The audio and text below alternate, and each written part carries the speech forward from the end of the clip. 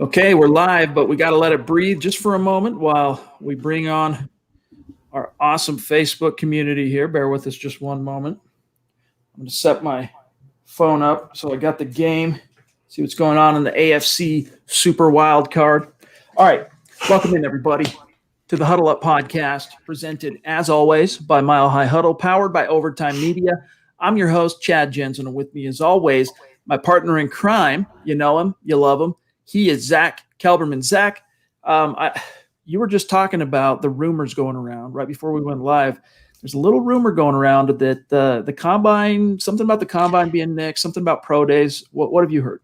I saw someone that retweeted a rumor going around. I think it was an agent for one of the prospects or someone that works in the scouting departments in college of the NFL that there's no pro days this year or no combine due to the CV. That's the ongoing, the pandemic going on. That would be unfortunate, Chad, because we had our own plans and we had the staff members' plans for the Senior Bowl and stuff like that. It'd be unfortunate, but could be another offseason full of Zoom meetings and press conferences virtually.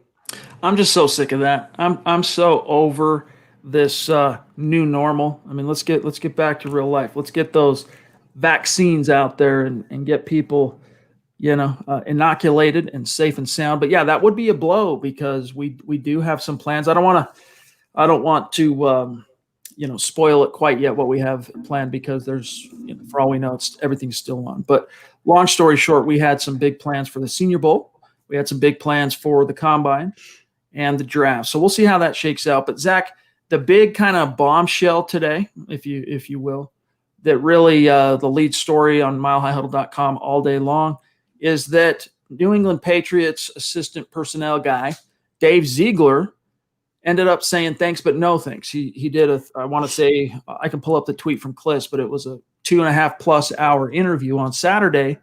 And then he backed out. Bill Thank Belichick God. stepped in. Nick Caserio getting the job, of course, to be the new GM in Houston was his boss, so to speak, in New England. And so Belichick stepped in, probably sweetened the pot, said, hey, maybe some promises about a promotion, some increase in pay. So he got on the phone, Ziegler, called Joe Ellis, not John Elway, per Mike Kliss, called Joe Ellis, said, thanks, but no thanks. I have to formally withdraw my name. What was your reaction to that?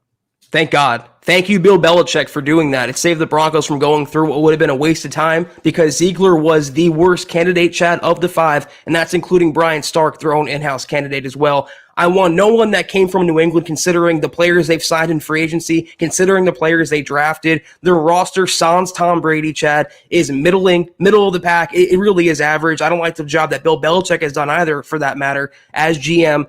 The last disciple, I mentioned this on anyone who hasn't tuned in or doesn't know about it yet on Kelberman's Corner today. I said the same thing about Belichick or the Patriots. The last time they hired someone from that tree was Josh McDaniels. So thanks, but no thanks. Thank you for backing out, Dave. You did us a solid. No doubt. And by the way, shout out to everybody, all of our Facebook supporters who were there for the debut episode of Kelberman's Corner today with Zack and Kim Becker. Thank it you, was guys. a little bit delayed, Zack, because we were trying to iron out the kinks, figure out how to stream only to the supporters on Facebook, which delayed us about a few minutes, but we ended up getting her done, and it was great. In fact, I thought, this is a good conversation starter too. We're only 3 minutes in. We got to get to some matters of business here in just a moment, but I'm going to play a clip real quick from today's Kelberman's Corner, the debut episode.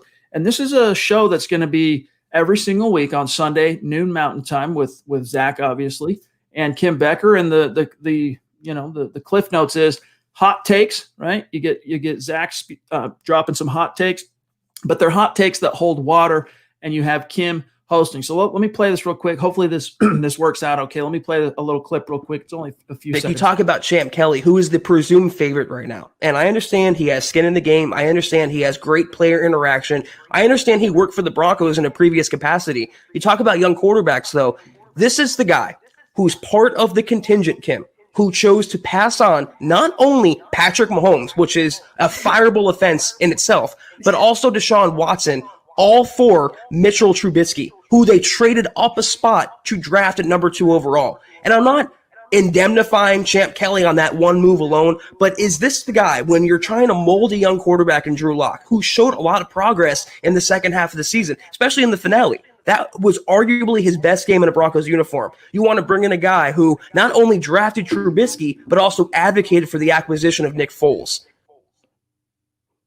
So it was good, man. And I think, by the way, anyone who wants to get in on that, we're just getting started on what we're going to be doing with this content that is, really, really set aside for the Facebook supporters, because we spend so much time on YouTube.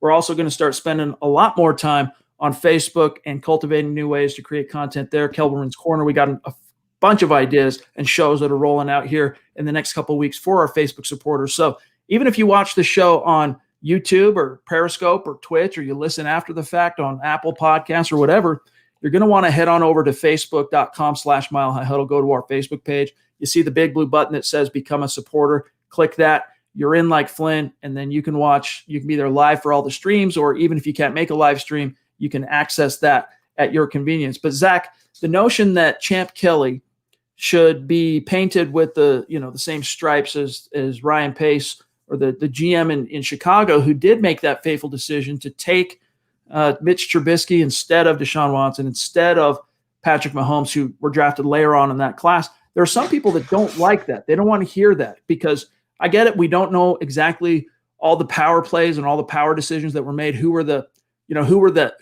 guys were the impetus for that decision? But he was in that locker or that front office when that unfortunately fateful decision was made. Well, I mean, he's the scouting exec. That's his job, is to identify the talent in the draft that best fits the team. And Ryan Pace, is it fair to say he didn't make the move, but he might have signed off on the move? He might have greenlighted the move as the GM of the team. I'm not, like I said in the clip, I'm not solely blaming Champ Kelly for passing on Deshaun Watson and Patrick Mahomes. They weren't the only team that did. But it's the series of other moves. You look at the recent draft classes. I mentioned this on the show today. Their top pick last year in the second round, they didn't have a first-round pick, was a tight end. They drafted Trubisky number 2 overall. He didn't work out. Instead of developing another young quarterback, they went with Nick Foles, a retread. So it's just maybe not solely his fault, but it's the line of thinking from which the organization that he came from.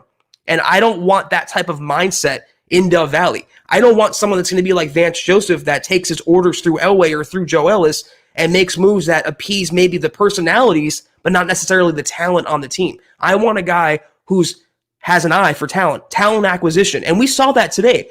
Well, I didn't realize necessarily, I wasn't focused on, it was Champ Kelly versus Terry Fontenot. The Bears versus the Saints today. Look at the final score. Look at this game. What did Trubisky do? Nothing. What did his high prize acquisition do in the Bears? Nothing. What did Khalil Mack do to impact this game they give up first-round picks for? He was also in on that. He also handles free agency decisions. And look at the Saints roster, Chad. They are loaded every single year, and that Saints roster beat a pretty good Bears team today. It's case closed. It's Terry Fontenot as the top candidate. It's not really close. And then George Paton, and then really everybody else, including Champ Kelly. For me, I'm with you on a lot of that stuff. In terms of the order, I'm still pining for Terry Fontenot. And by the way, we had to research that and figure it out. It's not Fontenot. It's French name. It's Fontenot. All right. But my thought process has kind of evolved on this. I want Fontenot. And it's honestly a tie for me in terms of George Paton or Champ Kelly. And I'll tell you why. Even though Paton, his front office, his personnel department has a better recent track record in the draft and with pro personnel. But I love what Champ Kelly brings to the table just in terms of his story, his ability to connect with people and with players, and just being a professional people watcher. There was this article, gosh dang it, I can't remember now who the author was, but by The Athletic. Zach, you've read it, I've read it. Phenomenal insight into the path Kelly had to his job in the NFL. So I could live with it. I'm not going to go boo-hooing or crying if Champ Kelly ends up being the hire, because, I mean, let's face it, the Bears just got 86th from the playoffs. Kelly could start tomorrow. I mean, right, but that's a little hyperbolic, but Terry Fontenot, for example, he can't leave the job to take the job. You can't leave the Saints to take the job till the Saints get bounced from the playoffs, because he's in charge. The season's still going for them, and he's in charge, Zach, of doing the I forgot the phrase now, but the advanced scouting. That's what it is. So scouting the next opponent, and that's a big role. Yeah, but my personal philosophy is if you have the man, if you're convicted enough and you have the guy, you wait for him, Chad, no matter what it takes. If you have to wait 2 weeks, 3 weeks, you have the guy. They can have some wink underneath the table deal. It happens all the time, Chad. If they want him, they might move on to Champ Kelly because of that, but is it merit based? Is he getting hired based on what he can bring to the Broncos roster and make them a better team? You talk about his personality and his people skills. That's probably his strongest asset. But that's, to me, his only selling point. And everyone always references that, the Athletic article and his past and the adversity he's overcome. And I respect all of that. But I want someone that's going to bring talent to this team. I want someone that's going to make them a playoff contender again, immediately. And what have the Saints been every single year? Not only playoff, but Super Bowl contenders with the most loaded roster in the entire NFL for my money's worth. And you look at the Bears roster, you look who he's working with, Ryan Pace and Nagy. You look at who Fontenot's working with is Sean Payton and Mickey Loomis. So to me, it's just the scales are very much tipped. Guys, we got so much to get to, including I see a lot of super chats stacked up. We're going to get to each and every one of your supers here in just a second. Any topics, any questions that are on your mind. But first, we got to take care of a few matters of business, starting with the sponsor of tonight's live stream pod, sportsbetting.com. As you know, gambling is now legal in the state of Colorado. And if you're looking to make watching your favorite sports a little more interesting, sportsbetting.com is your no-brainer destination. Here's why. You get the sharp odds, low juice. They have their own in-house bookmakers, which means they're not reaching outside of their own company to find odds and whatnot. That results in reduced juice and better prices, hassle-free bonuses, which you can roll over after one time instead of some of the other competitors out there in this industry that make you have to bet it up to 5 to 30 times. Plus, you get 24/7 live customer support, and it's always a real person in the United States. But the kicker is this. Right now, after you make your first deposit, sportsbetting.com will match it up to $750. That's $750 in free bet credits. Plus, right now, you got the NBA tipping off, and you'll also get $25 in free NBA bet credits. And this $750 free credit match, I guess we can call it, it's going away here in the next couple of days. So you want to jump on this now. Head on over to sportsbetting.com/milehighhuddle, sportsbetting.com/milehighhuddle. Capitalize on that $750 in free bet credits and start this year off on the right foot. All right, couple other quick things here, and we'll dive right back into the stream and the topics and the content for today. Social media, guys. It's been really cool to see how MHH and this podcast has grown just over the last 18 months. I mean, exponential growth.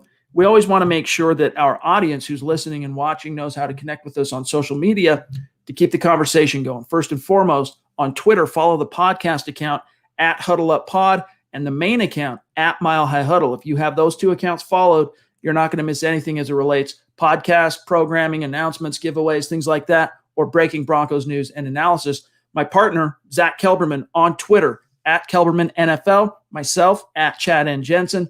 And then also, guys, a gentle reminder to head on over to the merch store. Get your swag on. Get yourself a hat, huddleuppod.com. Get a hoodie, a face mask, a T-shirt, a little something for everybody. Another way to support what we're doing here. And also, just, again, if you want to become a supporter, get access to the Kelberman's Corner. That's every Sunday with Zach and Kim. There's the link right there, facebook.com/milehighhuddle. It's a big blue button. You're in like Flynn. And if you're watching now on Facebook, you scroll to the bottom where you comment. There's a little green button there. You click on that, and it'll take you right where you need to go to become a supporter. We appreciate you considering that. And if you're not in a position to patronize the merch store, be a superstar on Super Chat, or become a supporter, it's all good. We're just happy to have you here. We're grateful to have you with us. We do ask, though, these three things. Number one, that you subscribe, crucial on YouTube and Apple and any of the podcast platforms. Number two, like this video, crucial on YouTube, crucial on Facebook. And the last thing, three, is the litmus test. If we're doing a good job for you, share this video out there. Help us continue to grow and reach new like-minded Broncos fans just like you. Zach, this is about to get out of control with the chat, and we don't have John with us. He's off 2 more days. He'll be back Tuesday. So for us, he'll be back, I guess, Wednesday, right, with you and I. But he'll be back on the job Tuesday. So we still got to juggle a few balls. It's just Zach and I tonight in terms of managing the chat and the back end. So appreciate you guys. But Kenneth has a little bit of a different tact he wants to take. I think most people, their minds are on GM, their minds are on what's going on with that, maybe some draft. But let's just tackle this real quick. Appreciate you, Kenneth. By the way, your mug on the way, my friend. So let me know when you get that. Shoot me a DM, shoot me an email. Appreciate you. He says, top 3 Broncos that could play well in any era. Man, that's a long list. And I'd have to give it some real thought. But, I mean, John Elway could play in any era, in my opinion. John Elway, I'd probably throw in TD. Yeah, I do think TD could play in any era. That's good. And probably I was thinking Vaughn, too. Yes. Let's stick with Vaughn. I'm going to go Elway. You know what? I'm going to go Elway, Champ, Vaughn. What's your top 3? That's what I was thinking. I mean, they've had so many great players throughout their history. Floyd Little, obviously, God rest his soul. All the great receivers, all the great running backs they've had, Chad. The corner, Champ Bailey can play in any era. They've had so many good players in Denver. But yeah, I think the first 2 that came to mind for me was Elway, of course, TD, because the football started out as a running sport, obviously. It evolved to a passing sport. And then, can you imagine Von Miller in the 1940s NFL? Just wrecking quarterbacks with leather helmets on. It'd be great. So, yeah, those are my 3. We have a very generous super from the queen of MHH jumping in off the top rope as she so often does. And Thank you. We appreciate you so much, Christy. It means a lot to us. Hope you know that. And hope you're having a great start to your new year. She says, I'm hoping for Fontenot. Zach has me sold on him. By the way, good show today on Facebook. It's going to be a hit. Thank you guys. Always the best. Really appreciate that, Christy. Thank you. It was so cool to see so many of our supporters on YouTube and many different platforms funnel over to Facebook and become a supporter, to be in on that. And the community we have, Zach, is just second to none. Yeah, and Christy's, not just, the donation, that's great and all, but your support day in and day out, watching the shows, tuning into all the programming, keeping up with it, and obviously, listening to my takes on Terry Fontenot. I appreciate it all, seriously, no BS. It's so touching, and I'm so grateful. We're both so grateful. Thank you so much, Christy. Bottom of my heart, we love you so much. Appreciate you. Here's one also from Hunter. Good to see you, Hunter. It's been a minute since we've seen Hunter Wartan in the stream. So thank you for the support, my friend, and welcome back. He says, what's up, guys? Sorry I can't be in here as much as I used to be. I recently moved, and I'm still getting used to stuff. Keep up the great work. It's all good, my friend. We understand life happens. Life sometimes gets in the way, and we're just happy to have you with us now, my friend, and your support really means a lot to us. Yes. Thank you, Hunter. Got one here from Christian down in Vegas. Our professional lifeguard. Sorry, Christian, I can't show your super because the chat is really active tonight and it jumped in. I don't have John, so we can't go back and grab it. But Christian, appreciate you, my friend. He says, do you think George Paton is the most likely to get the GM job over Kelly? Who's the leader in the clubhouse for you right now, Zach, based on everything we've heard, the lay of the land, the way things are kind of coming together? Based on what I've heard, actually, Paton is the leader in the clubhouse, barring how the interviews have went over the weekend, and all the information's not obviously real time. And I'm so happy with that. Obviously, I want Fontenot. I'd be over the moon, though, with George Paton, who's almost equally as qualified, even though the organization he's worked for hasn't been as successful as New Orleans. But his resume, Chad, is spot on. His eye for talent, spot on. He's who I think is the leader, and he's my 1B to Fontenot's 1A. If it's not Kelly, I think it's going to be Paton. Appreciate all of you giving us some feedback on how the debut episode of Kelberman's Corner shook out. Really appreciate that. Thank you, guys. It's interesting, Zach, because George Paton kind of put out a power move, right? He was in the running for the Panthers job, the GM gig. And he ended up, just like Dave Ziegler did, picking up the phone and calling Joe Ellis. He did the same with the Panthers to really kind of signal to the Denver Broncos that I want this job. This is the job that is most important to me. And what's so impressive to me is the fact he's turned down countless interviews over the last, 5-7 years with better organizations where the Broncos are right now in terms of winning. So it says a lot. It speaks to how the people who know football, Chad, not just the ones who have hot takes, not just the ones who act impulsively and emotionally, the ones who act logically and look at the Broncos roster inside to out. They realize what the organization is right now, which is not as bad as people paint them to be, and they know what it could be as soon as 2021 with the horses they do possess. Dylan jumping in. Good to see you, brother. Longtime listener, bona fide superstar. This is a MHH Mount Rushmore superstar right here. Good to see you, my brother. He says, glad to be back watching live more consistently. Been harder to stay connected with how this past year and season have gone. MHH for life. We appreciate you, Dylan. And look, we understand, man. Again, sometimes life happens, life gets in the way. And, what's important is that we stick together. You find your way back and we're all under the same roof. So good to have you here, Dylan. We appreciate you, bro. Yeah, we know S happens. We know life happens, and it's all good. Happens to the best of us. We appreciate you tuning in, though, Dylan, whenever you can. We got John Houston jumping in. Good to see you, John. A guy that whenever I see him in the stream, he's showing love and support on Super Chat. So appreciate you, John. He says, people don't realize Bill Belichick is not a great GM. Yeah, I don't know. I think that's up for debate. I think there was a time when he did much better in the draft. But here's what I'll say. Bill Belichick and the New England Patriots, Zach, they have a very, very choppy record in the premium rounds. In rounds 1, 2, and 3, they've got a lot of misses. And I'm not really inclined at this moment, especially with Ziegler backing out, to pull up their draft history and show everybody to kind of illustrate. But he does have a point. I mean, remember all the receivers they've busted for them, Chad Jackson, all those guys over the years. And now it's N'Keal Harry. I can never remember his first name. That's N'Keal. Right. That's correct. Yeah, and it's just they really do have a bad track record in the first couple rounds. And you can argue maybe I hated the Cam Newton signing. I thought it wasn't going to last because he's a broken down quarterback. And the Broncos learn with Flacco, when you sign that quarterback, no matter how good they look in the summer, they fall apart by the winter. So if that falls on Belichick, bad move there. You can argue without Tom Brady, Chad, how effective is he? Real quick, we saw him in Cleveland, or we didn't see him, but before not many people know this, before he was with New England, he was a head coach in Cleveland. And they weren't that good. So, you can wonder now, the chicken or the egg, was it Brady or Belichick? I think it's pointing to the former. I'll be honest with you, for the longest time, my thought was that Brady was more served by Bill Belichick, the coach and the personnel guy. Right. But as we've gotten farther into this season, the more it's really felt like it's the other way around. Let's grab here. Fat Cat's jumping in. Good to see you, my friend. Really appreciate you. And by the way, Cleveland is up already 14-0 on the Steelers. So coaching. They don't even have their head coach tonight. He's out because of CV, and they're beating the Pittsburgh.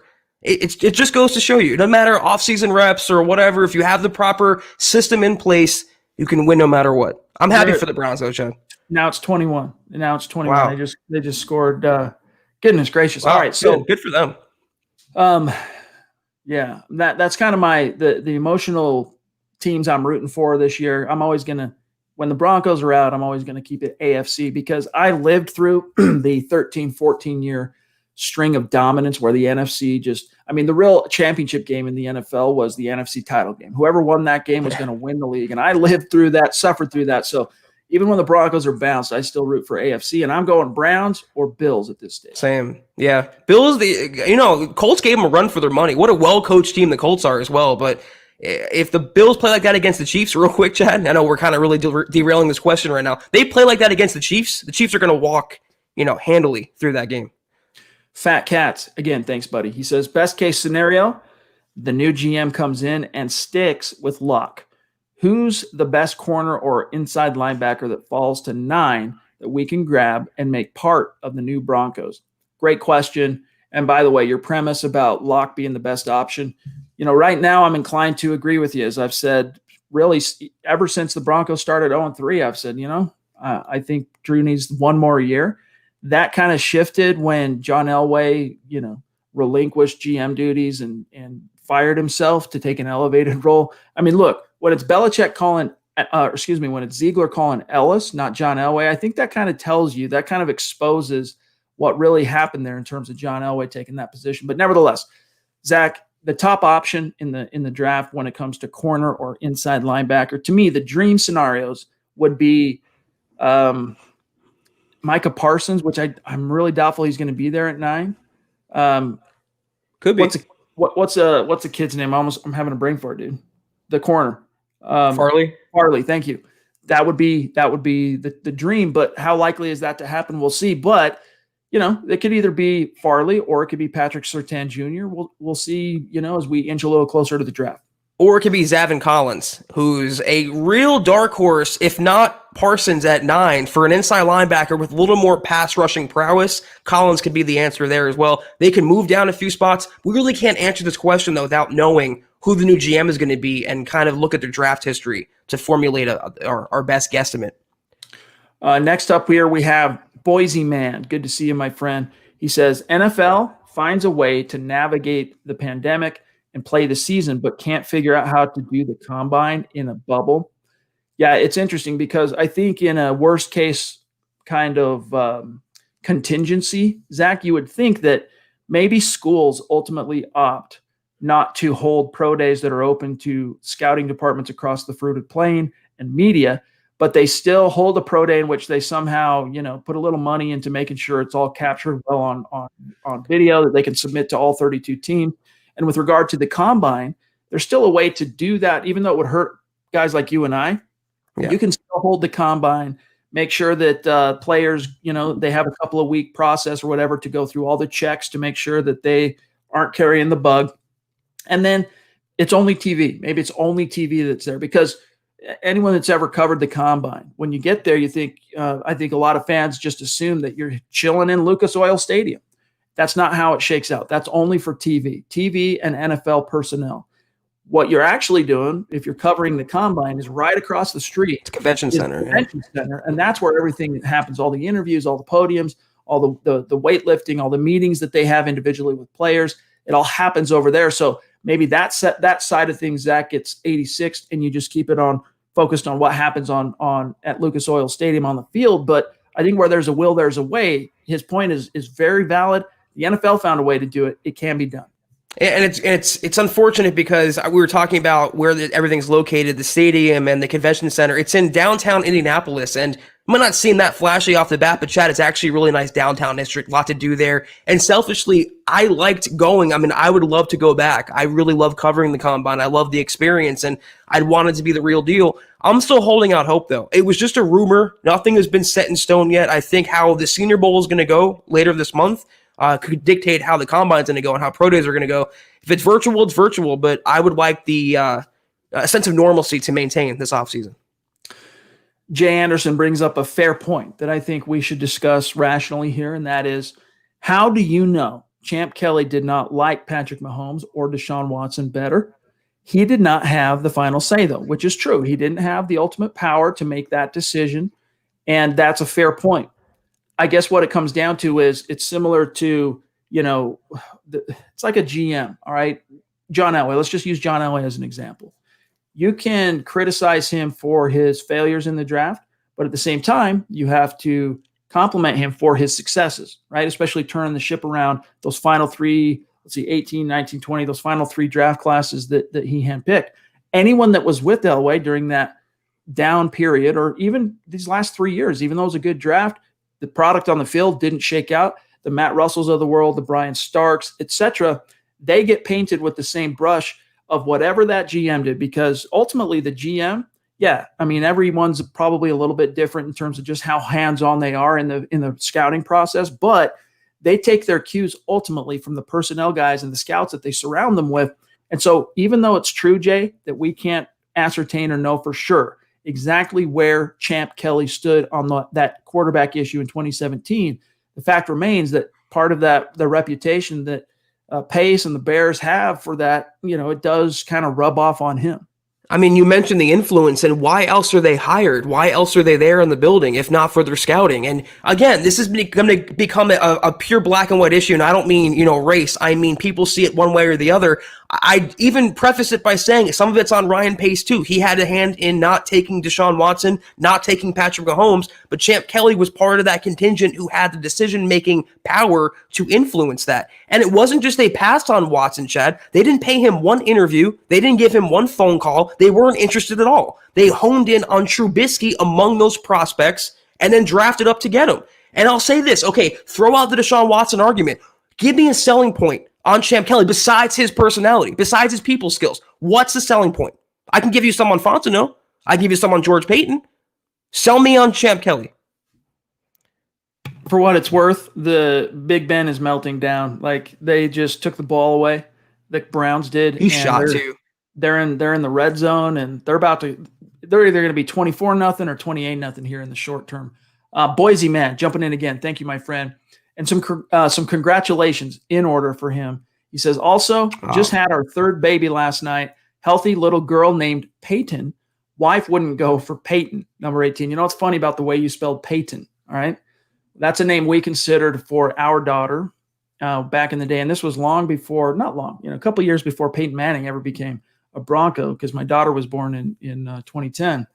And we ultimately went with the name Hayden, okay? But we didn't spell it Haden. We spelled it just like you're spelling here, with one difference at the beginning. Hai, well, two differences, I guess. Haidyn. So similar spelling, getting a little bit creative, but congrats on that, dude. That's awesome. God bless Boise, man. Congratulations. That's amazing. Our friend Chris, a.k.a. Blue Rock, jumping in on Super Chat. Really appreciate you. We hire Peyton Manning yet? Kidding, of course. Yeah, it was fun to kind of speculate and dream and think what it would be like if Peyton were to enter that, throw his hat in the ring, so to speak. But it was never even a serious consideration. And I think the reason why is Peyton Manning doesn't want to do it. And I don't just mean the Broncos job, but I don't think he's really interested at this stage in his life of becoming an exec. Maybe that changes down the road, but right now he's just not he hasn't put out the feelers, and he hasn't put out the message to all his contacts across the league that he's interested in that kind of a role. That's what I was going to say. It's not just the Broncos he's turning down. We have not heard one rumbling over the course of the last 5 years since he's been retired that he wants to come back to being a GM. We've heard Senate runs. We've heard ownership rumors. We have heard nothing about GM. He's even turned down being a broadcaster for Monday Night Football for ESPN. $10 million a year, more than he would make as a GM, half of the work. He doesn't want to do a menial job like that. He wants ownership, or we don't know. Mystery. Well, I'll tell you what. He does a good job making football content on ESPN Plus. I've been watching that show, Peyton's Places, and it's really, really well done. Mark, good to see you, my friend. Mark Langley in the hizzy. Man, talk about a Mount Rushmore superstar. Love you, buddy. Hope you're doing well. And give our best to the fam. He says, what's up, my guys and Broncos country? Really good to see you. Here's a point from Dylan, who throws in this. He says, who knew that Pat Mahomes would be as good as he is now? Obviously, it doesn't hurt to have a stellar offense and one of the best play callers, play designers at head coach. True on both counts. I don't think anyone, including the Chiefs, really had any inkling of just how good Patrick Mahomes was going to be in the league. But I'll tell you what, we got a little bit of a preview of Mahomes in that Week 17 finale in 2017, his rookie year, when the Chiefs started him against Paxton Lynch. It was his only start as a rookie. And even though he didn't put up crazy volume. What a mismatch, looking back. Definitely. But he didn't put up crazy stats because that defense actually played pretty well after Aqib Talib kind of mailed it in early, got grilled by the coaches. That defense kind of stiffened. It wasn't the Star Wars numbers that you see from Patrick Mahomes in every game since, basically. But he was good enough to put the game well in control. They bring in the backup, Tyler Bray, I want to say. And then Tyler Bray either loses the lead or he's close to losing the lead. And so they bring Mahomes in to close it down. That was unfortunately a harbinger of things to come for the Broncos because they still haven't beaten Pat Mahomes. Yeah. Once again, though, I mean, people get stuck in their own stances, and your guys are more than welcome to like Champ Kelly as a prospect. But I admitted this, that they weren't the only team, the Bears, that passed on Mahomes. A lot of teams did and passed on Watson, and they're all regretting it now. But they were among the contingent. That's the whole point I was making. But honestly, I don't hate Chad. I almost said Chad Kelly. I don't hate Champ Kelly. Then I almost said Bailey. I like him a lot. He would be, it sounds kind of a little too dismissive or casual to say it this way, but I would be fine. I would be just fine if the Denver Broncos ultimately choose to go with Champ Kelly. But I still think right now there are better options on the table in the form of Peyton and Fontenot. WE jumping in. Appreciate you, my friend. Good to see you. Bonafide superstar. WE says, Kelly was the director of pro personnel, not scouting, was involved in getting Ward, Sanders, Talib, Mack, talking about his time in Denver, and DeMarcus Ware. Talking about his time in Denver. We can pull up his resume if we need to. Yeah, his resume is the Bears hired him, though, as the director of pro scouting in 2015 before he got bumped to his current position. So, yes, he had a hand in scouting for the Bears, and look at their draft history. And he also still has a role in that, even though he was elevated, just like Elway will secretly behind closed doors, I'm sure he'll advise the new GM or give his input as well. I mean, it's a little naive to think that once he got a new position, he stopped doing scouting. He was always involved in that. Yeah, if it's pro, then they're focused mostly on free agency, right? Or in NFL talent across the board. And even just today, for example, I was watching I'm doing my research on all these candidates. And I sat down and watched an interview with Terry Fontenot, right? Not Champ Kelly, but Terry Fontenot. And he was talking about his involvement even though he's a pro guy, right? He deals with the pro side, the free agents, the NFL talent. He was talking about his knowledge and insight and staying on top of what was going on with the college side, because as soon as those players enter the league, it becomes his purview. And so it's all one, there's directors. Every team kind of has their own different titles for these things, but there's the college personnel side, AKA draft. There's the pro side, AKA, free agency, NFL. And it's actually pretty incestuous, even though they specialize. We got Smith Corona jumping in. Good to see you, bro. Total superstar. He says, if establishing a winning culture is a job of the new GM, then give me Fontenot and what they do in New Orleans every single time.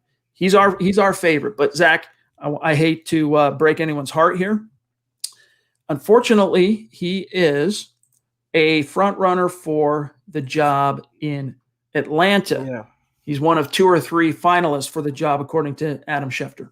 It's actually looking like he's not going to come to Denver, and that's unfortunate. He remains far and away. I mean, there's a sizable gap between him and Peyton, but it's looking like he's going to go to Atlanta, Chad, and the Broncos are honing in on Peyton or possibly as a fallback Champ Kelly, but obviously still holding out hope and crossing my fingers and my toes that Fontenot's the guy. Okay, there's Christy. This one's the chat is being very active, and I love it, but without John here, we're swimming a little bit. Let's grab Mark, and then I'm going to have to go back in and grab some from the back end. But Mark Anthony, good to see you, my friend. Mark Anthony Ignacio, right? Same cat. I'm pretty sure that's the same profile pic we're used to seeing. Looks like he shortened his with handle. a C. Go ahead. Oh, yes. Yes, with a C. I got Fontenot number 1. Resume and education straight up amazing. Reports say Kelly is a player's GM and is aggressive. Did great work in Denver. Keep it up, MHH fam. Honestly, Zach, I'll tell you, I think at this stage the Broncos have really honed in. They're finalists for this. I don't think Brian Stark ultimately is going to be involved in the final decision in terms of being a real player for that courtesy. Maybe he comes in and blows them away in an interview, but this is a guy they see every day, right? And he's part of the old regime, and he'll stick around under the new hire and whatnot. So it comes down to Fontenot, Kelly, and Peyton, and any one of those guys I think would be an exciting option for the Denver Broncos. It's just a matter of, what's your favorite ice cream flavor, right? Most of them are good. I can't think of one off the top of my head anyway that I taste the ice cream. I go, oh, that's disgusting. I can't eat it. Might not be my favorite, but it's not bad. It's not going to kill you. In this case, it's far and above that. The Denver Broncos have zeroed in on 3 guys. But one thing, Zach, that people miss often is so many times when it comes to head coaching hires, when it comes to GM included, it very much is influenced by the playoffs because teams have their schedule. They need to get decisions made. It's like when I was at the Senior Bowl in 2015. All right. You think back to that year, and the Broncos had just fired John Fox, mutual dismissal, whatever. The Broncos fired John Fox. Okay. And they had just hired, it took a little time because Kubiak, he had his thing going on with the Baltimore Ravens as the OC there, but he had just been hired. And I want to say his, Senior Bowl week started, of course, on a Monday. I want to say that day he had his introductory press conference, but the Broncos really pushed it to the limit, Zach, because you had the Senior Bowl starting that week. And in fact, I didn't see a single Broncos scout, personnel, GM, anything there until Wednesday for that purpose. So that's one of the reasons why some of these decisions, I wouldn't necessarily, Zach, say they get rushed, but that's part of the process. Sometimes you go, maybe if you're John Elway, you go, I think Fontenot's the best guy, but we can't afford to wait until as late as February to get him here. Well, first of all, to the previous question, he's getting credit, Champ Kelly, for what he did in Denver, but wouldn't that have also been John Elway? I mean, people are saying that Mickey Loomis made all the great decisions for the Saints draft and it wasn't Terry Fontenot, but the same can work for Champ Kelly in reverse. And let me tell you something. If they follow that guideline to pick the next GM, they're making a mistake. This is a crossroads offseason for Denver, Chad. I mean, we're entering the end of the Elway and Ellis era. Matt Russell retired. They're losing their top 3 guys in the front office. They really have to pick the most qualified candidate based on merit, not because of the incestuous ties like you mentioned. That's why I'm worried in a sense that Kelly's going to get it based on that, not based on the fact of the best man for the job. When you stack them up, there's a sizable gap between Fontenot and Peyton and then Kelly. It's what's so. By the way, Zach, I'm going to grab Gio real quick, our superstar George. On your end, with wherever you're at in the chat, look and see if you can find Pobby's super. If not, I've got her put in here on the back end, but see if you've got her by chance. While you're looking, I'm going to grab one of our most dedicated, passionate superstars, George Vandermark. Really appreciate you, my brother. He's a Mount Rushmore guy, and he says, "Get yo swag on. Got my new hoodie today. Right on. Good to hear that, my friend. Very quick shipping. Hey, look at him selling for us. Love it, dude. Back to work tomorrow. Checks in the mail. Live on Sundays. Fontenot is my pick for GM." Which, by the way, it's like, got to go back to work. You're like, I got to go back to work. But it's one of those things where, you count your blessings because we know the alternative. And those of you who know George at all or have been following him, even on the surface of what's happened over the last 6 months or so, he's been through the ringer due to, we'll just say, the pandemic. So glad to hear that, my friend George, because it's a sign that things are on the up and up. Yeah, and we have, cautious optimism for 2021 in every facet of our lives. So we're fortunate as you are, and we're hopeful as you are, George. So thank you. Any luck on Pobby? No, I couldn't find it. I can't go up there. I don't know why we're restricted in how far we can go. It makes no sense. It's irritating, but so many cool features with what the service we use for streaming, but sometimes it is a little prohibitive. Pobby, top rope. Amazing. Wow. Just unbelievable generosity. Just thank you so much. We call her the princess of MHH here for a reason, and you guys can see this. She says, "Great job on Kelberman's Corner, Zach. Thank you for the energy you bring. You make it so fun, entertaining, and informative. Enjoyed very much. I truly appreciate you guys, like everybody in the MHH community. Love that. Really, really appreciate you, Pobby." And you can't really see it because I got the banner up behind me, but she sent a little care package to everybody for Christmas here at MHH, and it included some cool little keepsakes. That's awesome. And a couple for me anyway. I ended up holding on to 2 blankets. Don't tell anybody. But she made them herself, these Bronco blankets, and my daughter uses that every single day. My wife, she's pregnant right now.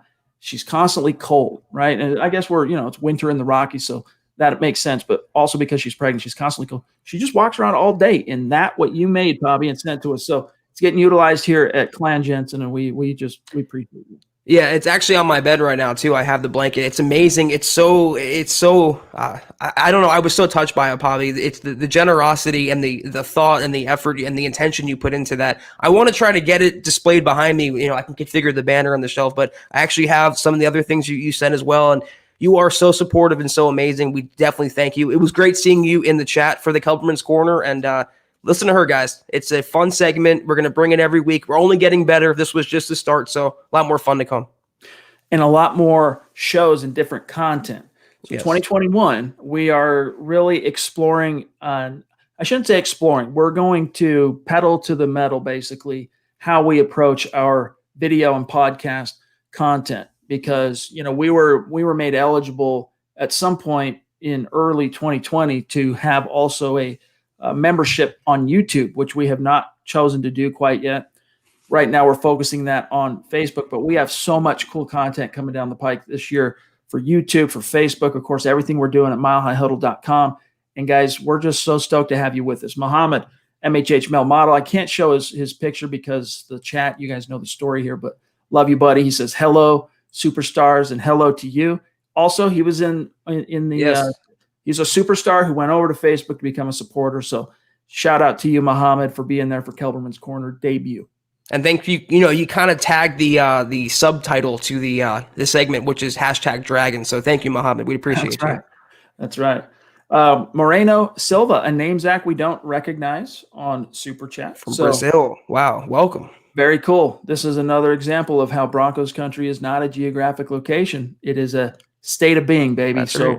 Welcome, Moreno. Hope to see you around. And make sure you connect with us on Twitter so that we can shout you out after tonight's show. But Moreno says, shout out from Brazil, guys. Love to watch your shows. Let's hire Fontenot and bring the Lombardi Trophy once more to Denver. #Go Broncos. So we have another, I guess, fan of Terry Fontenot. We're sharing a brain, Moreno. And you know what's I want to know, guys. It's be interesting. Let us know in the comment section what your candidate, your preference is. Who do you want to get the job? Do you want Peyton? Do you want Champ Kelly? Do you want Fontenot? Let us know. We'd like to hear that as well. But Chad, the good thing about Fontenot, at least in my opinion, my not so humble opinion, I think he is the guy that can transform the Broncos in one offseason. Not to maybe make them a title contender, but I think with the right moves in place, they can be in the playoffs next season with the right leadership, starting with him. If I'm the Broncos, I'm willing to make that sacrifice of having to wait a little bit longer to land Fontenot because, it's not just his own personal resume in terms of, his road and path through the NFL and his education in terms of, as we talked about last week, he was a guy the Saints sent to the Stanford Business School that they do in tandem. They team up with the NFL for this business school. All that's really cool. But what makes it above and beyond the selling point here, Zach, is he's been in the belly of the beast, so to speak, in one of the most coveted, dominant teams in the league the last 3 years, and that's the New Orleans Saints.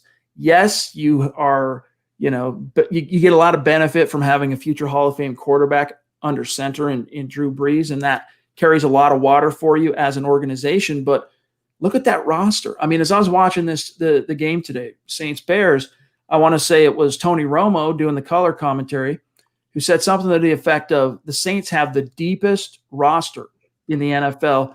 Maybe the only team that could match them are the Kansas City Chiefs. And, it's true. It's true. That's the standard in the NFC as the Chiefs are the standard in the AFC. Why wouldn't you want that? And who was a catalyst in the Saints win today, as he always is every single week, and that's Alvin Kamara. And they got him, Chad, number 67 overall, and what was one of the best draft classes. Anyone who has 2 seconds after this podcast, look up the 2017 Saints draft class and be blown away. And compare that to Denver's, Chad, which is one of the all-time worst, and the dichotomy there is, startling.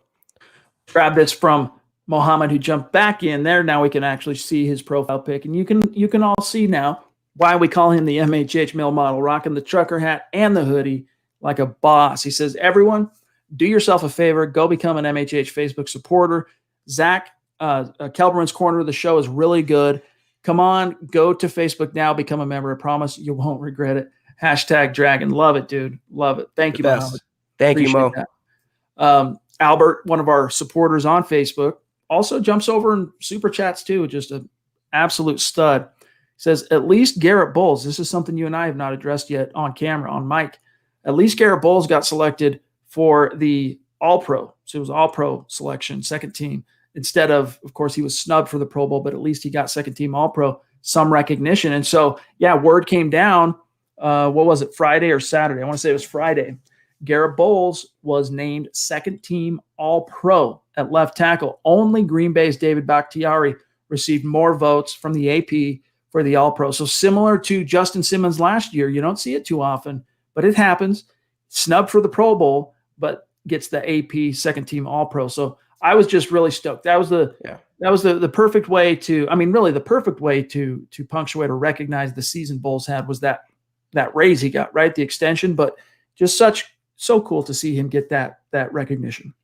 It's wild to say, and very well deserved, but wild to say, All-Pro Garrett Bolles. Mm-hmm. And we can say that now, and he deserves every bit of the praise coming to him. But didn't Bakhtiari didn't he tear his ACL? Am I mistaken with that? Wasn't he out for the season? And so maybe he got snubbed, you can argue, for All-Pro as well. Garrett Bolles was arguably the best tackle and left tackle, perhaps, in the NFL this season.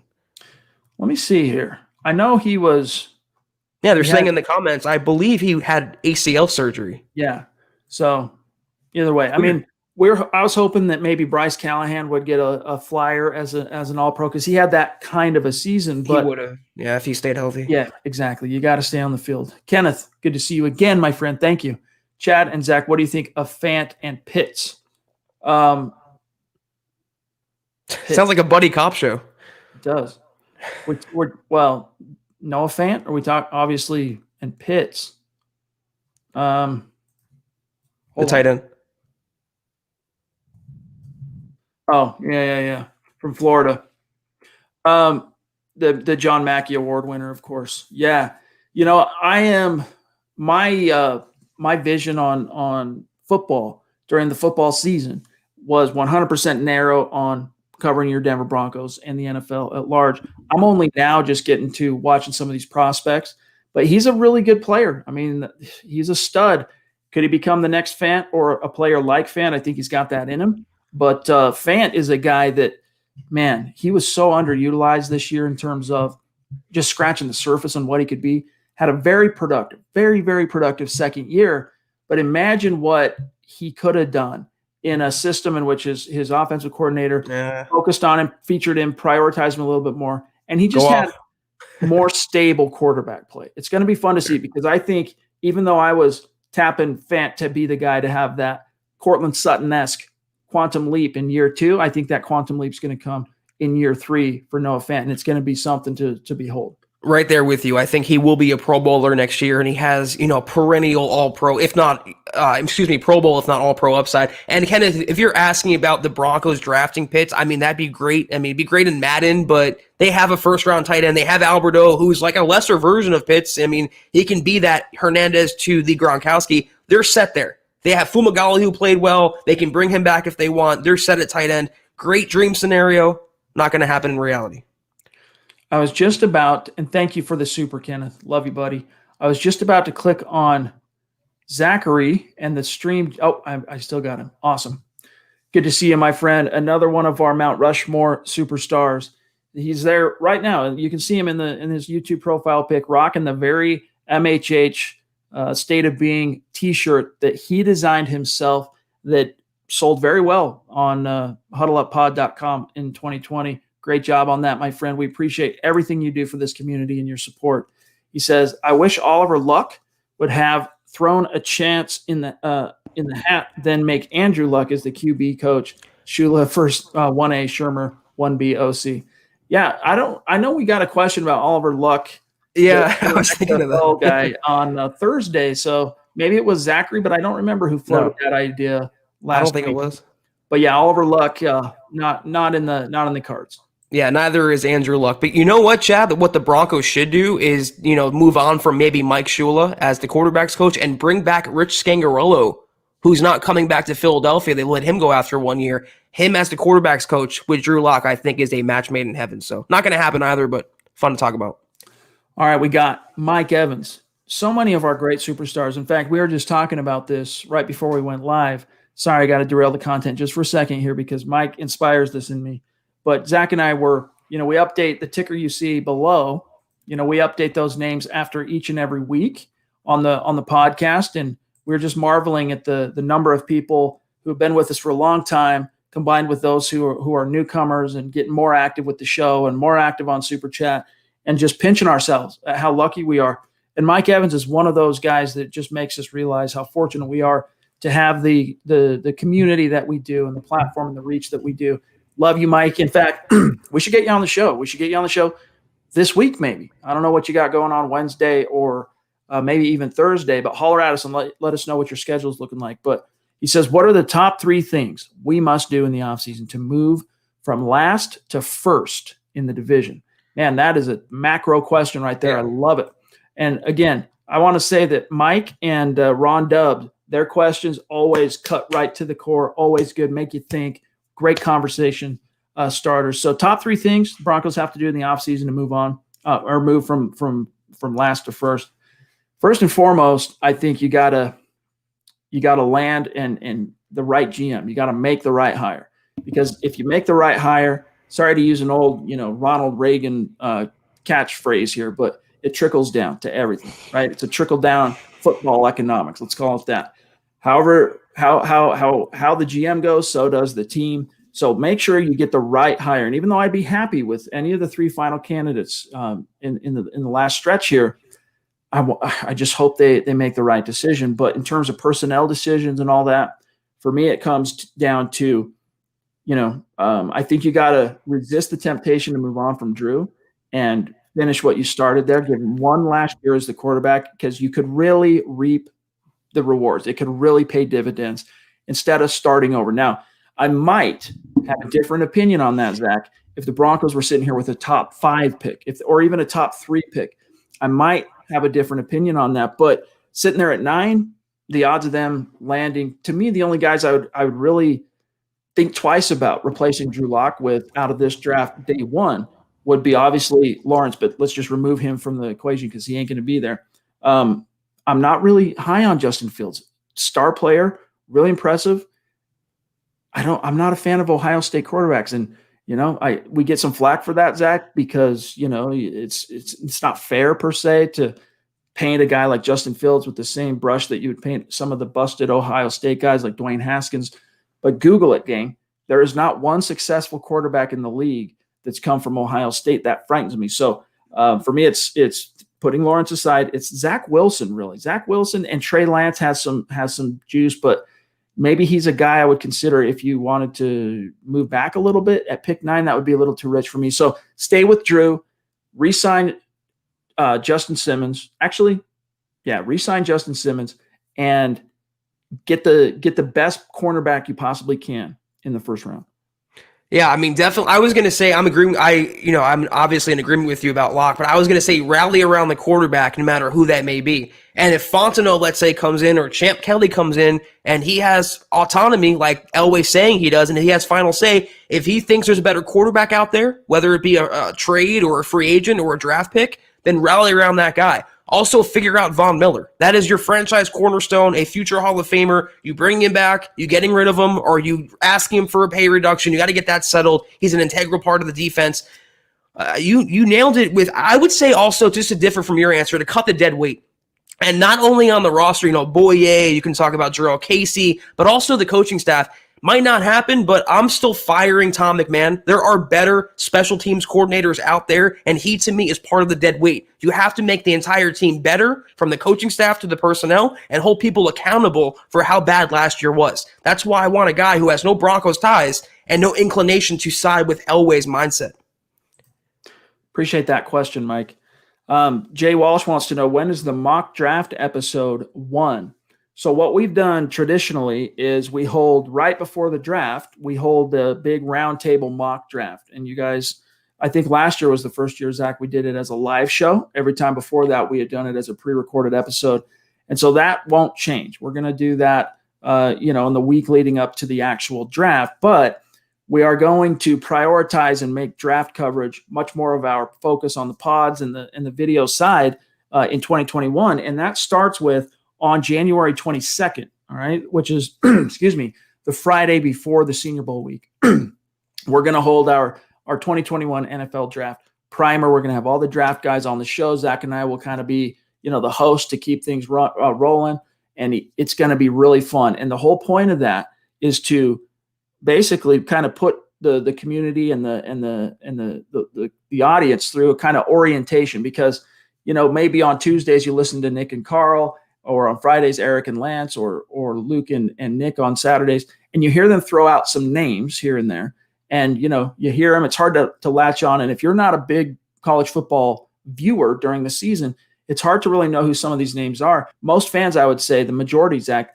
they don't really start getting comfortable with who the players are, with who the names are, until maybe right before the draft. And then, so what we want to do is improve your offseason with regard to your draft coverage enjoyment, and we're going to do that with our primer on January 22nd. So we'll see. I mean, we can do some mock drafts on this show. We can have some fun with it, and every show can do their own thing. But our big roundtable, that won't be till right before the draft. Yeah, and that's always fun. I mean, I know last year's was definitely fun, and what Nick and Luke and Carl and Eric and everyone brings to the table in terms of the draft coverage is superb. So I'm looking forward to it as well, to improve my draft knowledge. So yep. Very, very soon. Appreciate you, Christy. And again, we're on the draft side of things. We are just getting started, Zach and I. So as we get a little bit farther into the off season, we get up through this GM thing, because we've been mostly focused on the GM search in terms of our job covering the news and these pods and whatnot. Once we get through that, we're going to dive headlong into the class, and we'll have a lot more to be able to tell you and say about each and every prospect. Based Gase, good to see you, brother. He says, any red flags on Fontenot, considering the Saints are in cap hell? I can honestly, nothing yet on Terry Fontenot has jumped out to me as being a big concern. I'm going to pull up his res again, but Zach, that's an issue, because his focus is on the pro side, the whole cap issue that the Saints have. But to me, it's not a deal breaker in any way, shape, or form. Oh, is he the cap guy? I mean, was Elway being blamed, or was, Rich Hurtado or Sullivan, was he getting the onus on that because he negotiated contracts? I mean, he gives his recommendations, and he, suggests maybe highly priced players or players that can hurt the salary cap. But ultimately, that's more on Loomis and the cap guy, I feel like, to put the team in that situation. For those of you who missed it last week, I just want to read this section real quick. It's a couple of quick, short paragraphs. Starting right here, Fontenot has held multiple positions in the Saints scouting department, including as a pro scouting assistant, where he helped evaluate free agents, track player movement, studied film, and aided in the planning for the NFL draft, and as an assistant in player personnel, which encompasses the whole ball of wax, college and pro side. In 2012, he was selected by the Saints to attend the Stanford Business School Executive Education NFL Stanford Program for Managers. That's a mouthful. An education program and honor known across the league as an important training ground for promising executives. So there's a lot to like about this guy, former player himself. And so is Champ Kelly, for what it's worth. Champ Kelly never really made it into the league and didn't, have a very decorated college career. But I'm leaning still toward Fontenot. No red flags up to this point. I just went on over the cap, and the Saints in 2022 are projected to have $55.5 million in salary cap space. So is that salary cap hell? I would argue that it's more like, temporary purgatory, but I digress. We just crossed the 1 hour mark, so we got to rapid fire through our remaining superstars here. Mahesh, though, wants to know if MHH has an app. Not right now, but on the network side with Sports Illustrated and Fan Nation, there might be something coming down the pike in the near future, but it's nothing to write home about quite yet. Anything on that side of things is very much in process. Mark Anthony, again, appreciate you, bro. He says, Watson looked really unhappy. Deshaun Watson looking really unhappy in Houston. Possible trade looking real. Latest price, guess, surprisingly low. I'd rather trade for Watson, or would you rather trade for Watson or trade up for a Zach Wilson? In that scenario, it would come down to cost. In a perfect world, I'd rather take Deshaun Watson over a Zach Wilson if we're moving on from Drew Lock. But Zach, what is the latest you've heard on the whole Deshaun Watson front? Because I know you had that article on Saturday, the speculative article from Bleacher Report that really caught fire. It was one of the most viral articles of 2021 so far for MHH. Yeah, Bleacher suggested the Broncos send a trade package for Deshaun Watson, including Drew Lock, a first-round pick this year or next year, and a second-round pick this year, which is not going to be enough anyway. That's just their opinion, their speculation. But the latest rumor, guys, is supposedly, based on, I think Chris Mortensen reported this, Deshaun Watson to Miami for a package that includes Tua, who would go to Houston. So that's the latest rumor and conjecture. He has a no-trade clause, and he's unhappy with the owner. They still haven't spoken. He was kept out of the GM hiring loop and really has some dismay with the organization. I still don't think he gets traded, Chad. The contract, the draft capital it would take to acquire him, and Houston would be so freaking dumb to trade him in his prime right now. I don't think he's coming to the Broncos, but that's the latest scuttlebutt. Miami supposedly has a shot. Yeah, so if you guys haven't read that article, I'm sure the vast majority of you have. Go check it out over at milehighhuddle.com. It's very, very intriguing. But again, I mean, everyone I've talked to in Houston, a couple of guys that I know through the Pro Football Writers of America brotherhood, for lack of a better term, they're saying that there's no way on God's green earth Watson's getting traded. But, this has now kind of taken on a life of its own in the court of public opinion. And so even though I still would be surprised if it happens, all bets are off, man. Like, he's really pushing the envelope here, Watson. Is this a semi-hot take to say the Broncos have a more realistic chance to trade up for Trevor Lawrence than they do Deshaun Watson? I mean, just the capital it would take to acquire an established top 5 quarterback in his prime. I understand the Texans' history, Chad, but Bill O'Brien's not there anymore. And if Nick Caserio has any common sense whatsoever, even coming from the Bill Belichickian dynasty, he has to keep a cornerstone like Deshaun Watson. Trade J.J. Watt if you must, but you got to keep Deshaun. All right, guys, last one here from Muhammad, jumping in again with a super sticker, man. Thank you, my friend. Your support just blows us away because it's not just on the live streams and on Super Chat, but you're rocking the gear. You're becoming a Facebook supporter. So it all means the world to us, my friend. And just know we really appreciate that. Yes. Jerry, also one of our supporters who was in on Kelberman's Corner today. It was good to see you, Jerry. Thank you. His point here is when you look at NFL talent defenses compared to college, do you really think Zach Wilson looks that great? Zach Wilson, to me, is a very intriguing quarterback. I mean, there's a lot about him I do like, but he also, to me, is a player that is coming out of college, coming out of BYU, so similar to Drew Lock coming out of Mizzou. Like a lot of similarities. Probably a better, smoother passer. Probably similar athleticism, but still very much, and actually less proven than Locke. Locke was a 4-year starter at Missouri because remember when Rich Scangarello, Zach, I know we need to get off here, but when Rich Scangarello was here and the Broncos drafted Locke and then also signed Brett Rippon as a college free agent, the selling point for him and what made him gravitate towards those two quarterbacks was a 4-year body of work with which to evaluate, analyze the player, and then have a more firm and stable foundation with which to project what they might be able to do in the league. Zach Wilson, to me, is still very unproven in that sense, doesn't have the same resume. I mean, well, first of all, obviously we can't see a college prospect against an NFL defense. We only can evaluate him based on college opponents. This is why the draft, Chad, is the ultimate crapshoot. If we had film like that, there'd be no bust, certainly no quarterback bust. But if you watch Wilson, no matter the game, the situation, his poise and his comfortability in the pocket, Chad, and his anticipation, as Dylan says, and I got to give Justin Herbert this. I was not high on him at all, and I'll eat some crow on him.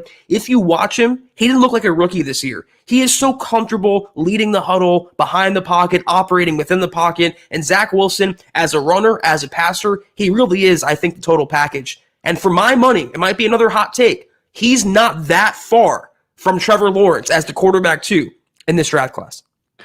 All right, guys, we got to get out of here. So thanks to each and every one of you for spending some time with us here tonight. We appreciate all of you. And a mile-high salute to our Super Chat superstars and those of you who signed up on Facebook to become official supporters, those of you who are given stars tonight. We just appreciate each one of you more than we can say.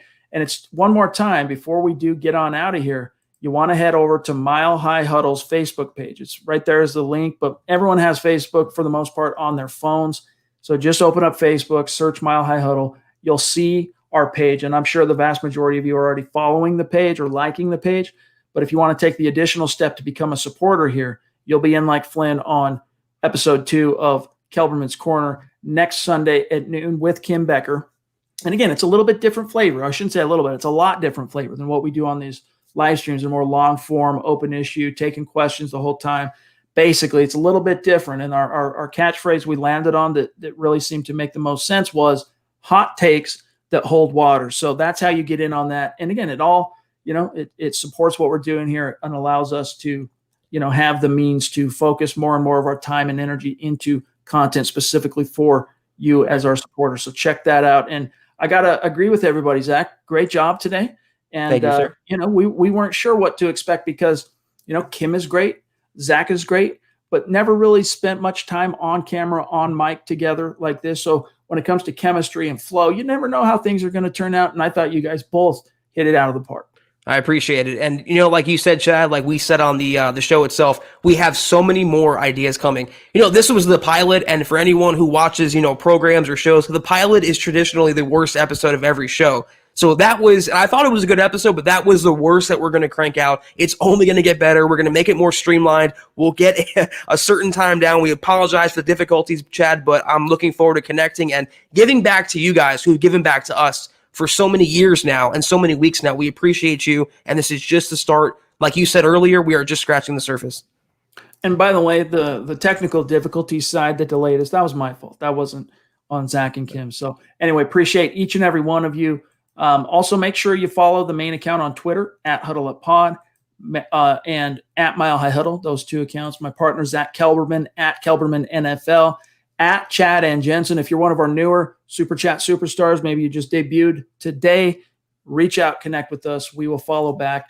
We'd like to be able to shout out each and every superstar after each show on Twitter. So feel free to do that. And we'll see you here tomorrow night, same time, 6 p.m. Mountain, 8 p.m. Eastern. We might be a few minutes past the top of the hour, but that's kind of how we roll. But 6 to 7 Mountain, 8 to 9 Eastern. And Zach, have a great start to your week, my friend, and sign us off.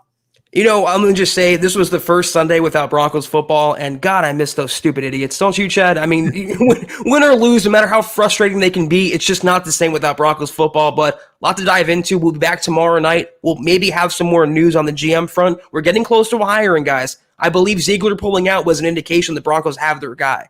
So stay tuned for that. We'll see you then, and as always, go Broncos.